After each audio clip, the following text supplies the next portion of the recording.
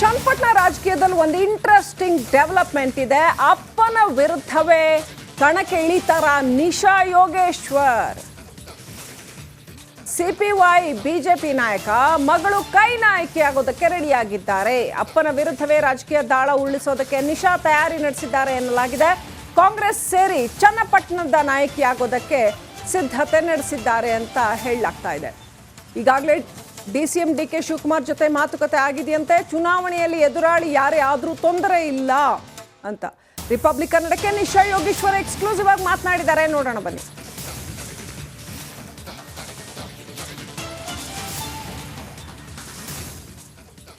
ನಿಶಾ ಯೋಗೇಶ್ವರ್ ಅವರು ಇದ್ದಾರೆ. ಮೇಡಮ್, ಈಗ ತಮ್ಮ ತಂದೆಯವರು ಕೂಡ ರಾಜಕೀಯದಲ್ಲಿದ್ದಾರೆ, ಅವರು ಬಿಜೆಪಿ ಪಕ್ಷದಲ್ಲಿ ಗುರುತಿಸ್ಕೊಂಡಿದ್ದಾರೆ. ಆದರೆ ಈಗ ಒಂದು ಹೊಸ ವಿಚಾರ ಏನಂದರೆ ತಾವು ಕಾಂಗ್ರೆಸ್ ಪಕ್ಷ ಸೇರಬೇಕು ಅನ್ನುವಂಥದ್ದು. ಯಾಕೆ ಈ ದ್ವಂದ್ವ ನಿಲುವು ಅಂತ?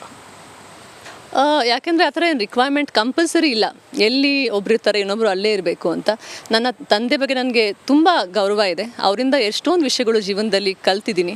ಆದರೆ ದೊಡ್ಡವರಾದಮೇಲೆ ನಿಮ್ಗೊಂದು ಸಾಮರ್ಥ್ಯ ಬರುತ್ತೆ ನಿರ್ಧಾರ ತೊಗೊಳ್ಳೋಕ್ಕೆ. ನೀವು ಪ್ರೊಫೆಷ್ನಲಿ ಏನು ಮಾಡಬೇಕು, ನಿಮ್ಗೇನು ಕರೆಕ್ಟ್ ಅಂತ ಅನಿಸುತ್ತೆ, ನಿಮ್ಗೆ ಯಾವ ಜಾಗದಲ್ಲಿ ಅವಕಾಶ ಸಿಗುತ್ತೆ ಜನರ ಸೇವೆ ಮಾಡೋಕ್ಕೆ ಅಂತ.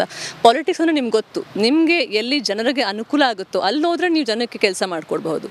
ಅದಕ್ಕೆ ನನಗೆ ಈ ರಸ್ತೆ ಸರಿ ಅಂತ ಅನಿಸ್ತು. ಇದರಿಂದ ನನ್ನ ಸಾಕಷ್ಟು ಜನಕ್ಕೆ ನಾನು ಹೆಲ್ಪ್ ಮಾಡ್ಬೋದು, ಇನ್ನು ಬೇಕಷ್ಟು ಬೆಳವಣಿಗೆ ನಾನು ತರ್ಬೋದು ಅಂತ ನನಗನ್ನಿಸ್ತು. ಕಾಂಗ್ರೆಸ್ ಪಕ್ಷದ ರಸ್ತೆ ಬಗ್ಗೆ ತಮ್ಮ ತಂದೆಯವರ ಜೊತೆ ಏನಾದ್ರು ಚರ್ಚೆ ಮಾಡಿದರೆ?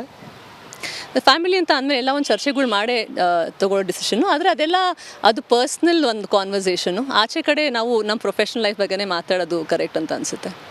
Correct madam. ಈಗ ನೀವು ತಂದೆಯವರು ಬಿಜೆಪಿ ಪಕ್ಷದಲ್ಲಿದ್ದಾರೆ, ತಾವು ಅಲ್ಲಿರಬೇಕು ಅಂತ ಏನಿಲ್ಲ. ಆದರೆ ಈಗ ನೀವು ಕಾಂಗ್ರೆಸ್ ಪಕ್ಷ ಅಂತ ಬಂದಾಗ ಎರಡೂ ವೈರುಧ್ಯವಿರ್ತಕ್ಕಂಥ ಪಕ್ಷಗಳು, ಸಿದ್ಧಾಂತಗಳು ಕೂಡ ವೈರುಧ್ಯ ಇರತಕ್ಕಂಥದ್ದು.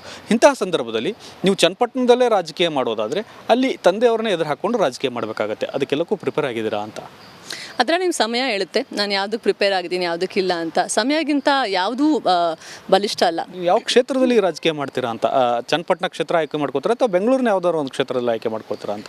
ನನಗೆ ಜನ ಪರಿಚಯ ಚನ್ನಪಟ್ಟಣದಲ್ಲೇ, ಸೊ ಅಲ್ಲಿಂದ ನಾನು ಶುರು ಮಾಡೋಕ್ಕೆ ಇಷ್ಟಪಡ್ತೀನಿ. Thank you madam. ಇದಿಷ್ಟು ನಿಶಾ ಯೋಗೇಶ್ವರ್ ಅವರ ಸ್ಪಷ್ಟನೆ. ಕ್ಯಾಮ್ರಾಮನ್ ಮಹೇಶ್ ಜೊತೆ ಬಸವರಾಜ್ ಚರಂತಿಮಠ್, ರಿಪಬ್ಲಿಕ್ ಕನ್ನಡ. ಇದು ನಿಮ್ಮ ಧ್ವನಿ.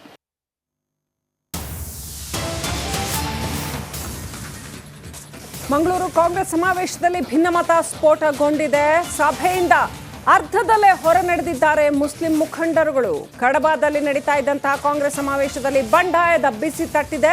ಅಲ್ಪಸಂಖ್ಯಾತರನ್ನ ಕಾಂಗ್ರೆಸ್ನಲ್ಲಿ ಕಡೆಗಣಿಸಲಾಗ್ತಾ ಇದೆ ಅಂತ ಸಮಾವೇಶದಲ್ಲಿ ಮುಸ್ಲಿಂ ಮುಖಂಡರು ಕಿಡಿಕಿಡಿಯಾಗಿದ್ದಾರೆ.